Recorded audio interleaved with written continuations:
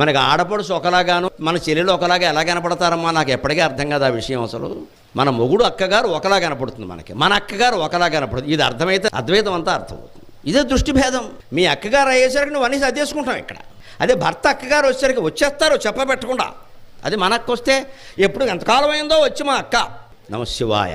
అద్వైతం ఎవరికి నేర్పక్కర్లేదమ్మా, మేమే తక్కువ వాళ్ళం. నాకు ఎక్కడ ఆనందంగా ఉంటుంది అంటే కనీసం మన అజ్ఞానం మనకి బోధపడి హాయిగా నవ్వగలుగుతున్నాం. మీ అందరికీ నమస్కారం. మనకు బోధపడింది చాలు, పరిష్కారం ఎప్పుడో దొరుకుతుంది. ముందు బోధపడింది కదా, ఒప్పుకున్నాం. భేదం మన దృష్టిలో ఉంది. ఆడపడుచులో కానీ, మరదల్లో కానీ, అత్తగారిలో కానీ, తల్లిలో కానీ లేదండి భేదం ఎక్కడ. మీ అమ్మగారు మీ వదిన గారికి లేదా మీ మరదలకి ఎందుకు కనపడాలి? వాళ్ళు దోషాలే ఎందుకు చూపిస్తున్నారు, మనం గుణాలే ఎందుకు చూపిస్తున్నాం? మానా అనుకోబట్టి. ఇంకొకళ్ళలో మనం దోషాలు ఎందుకు చూపిస్తున్నాం? మానా అనుకోలేకపోయాం కాబట్టి. దోషాలు ఇదివరకు చూపించిన వాళ్ళనో ఇప్పుడు గుణాలు ఎందుకు చూపిస్తున్నాం? ఇదివరకు మానా అనుకోలేదు, ఇప్పుడు దగ్గరయ్యాం.